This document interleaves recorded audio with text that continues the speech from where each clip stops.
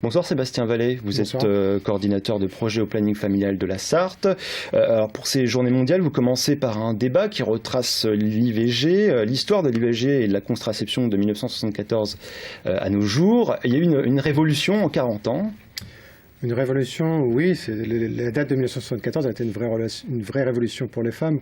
Après, pourquoi on en parle encore et on met ça encore en discussion, c'est vraiment que les lois sont faites aussi et changent. Donc on l'a bien vu avec la loi espagnole qui a failli retirer la loi sur l'IVG pour les Espagnols. Donc pour la France, c'est pareil, il faut toujours en parler pour que cette loi puisse continuer et perdurer dans le temps.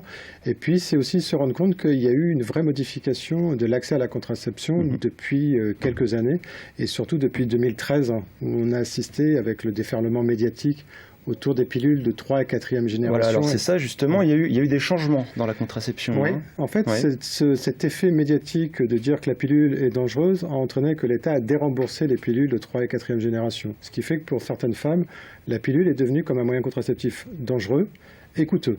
Et ça a entraîné des vrais changements au niveau de l'accès à la contraception et puis de la contraception choisie par les femmes. Par exemple, par exemple, de 2010 à 2013, donc en 3 ans, à peu près 8% des femmes en âge de procréer, d'avoir des enfants et qui ne souhaitent pas de grossesse, 8% ont arrêté la pilule, suite à ce que je viens de dire, des effets de la pilule de 3-4e génération, et en fait se sont orientés vers d'autres moyens contraceptifs, comme vous avez dit le DU, donc le stérilet au cuivre, donc sans hormones, le préservatif, 3% à peu près, avec tous les risques d'une mauvaise utilisation du préservatif s'il est mis en cours de rapport sexuel, qui ne sert à rien, et les 3 autres 0,5% ont été vers le retrait et la méthode de calcul des températures, dite les méthodes naturelles. Donc moins efficace. Largement moins efficace, avec énormément de risques. Donc si dit risque, dit grossesse potentielle possible, et dit souhait de ne pas garder sa grossesse, donc avoir une incidence sur le nombre d'IVG. Forcément une hausse des IVG, des grossesses non voulues ?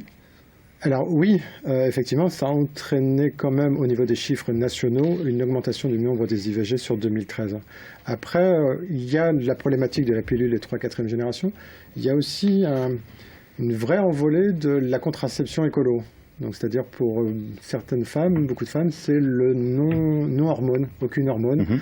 Donc en fait, quand on ne prend pas d'hormones, il ne reste plus que le préservatif masculin ou les méthodes naturelles, et comme on a dit tout à l'heure, des méthodes qui sont plus à risque.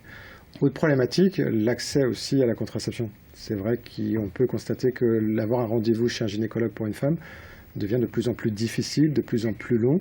Et pour certaines femmes, ça entraîne un arrêt de la contraception. Donc, dit arrêt de contraception ne dit pas arrêt des rapports sexuels, donc dit potentiel risque. Donc vous allez vous adresser plus particulièrement aux lycéens, c'est ça cette année, hein ? Alors cette année, en fait, le collectif Contraception IVG que je représente, donc il y a les services de la ville, service jeunesse, service santé environnement, la mission locale, l'association aide, couple et famille, et puis nous le planning. En fait, notre souhait, c'était d'axer sur trois publics, c'est-à-dire le tout public et les professionnels. Donc demain soir, on met en place un colloque autour des 40 ans de la loi Veil, donc de novembre 1974 à aujourd'hui. On va également mettre pendant un mois 6 forums dans 6 lycées du Mans pour sensibiliser et informer les jeunes sur la contraception.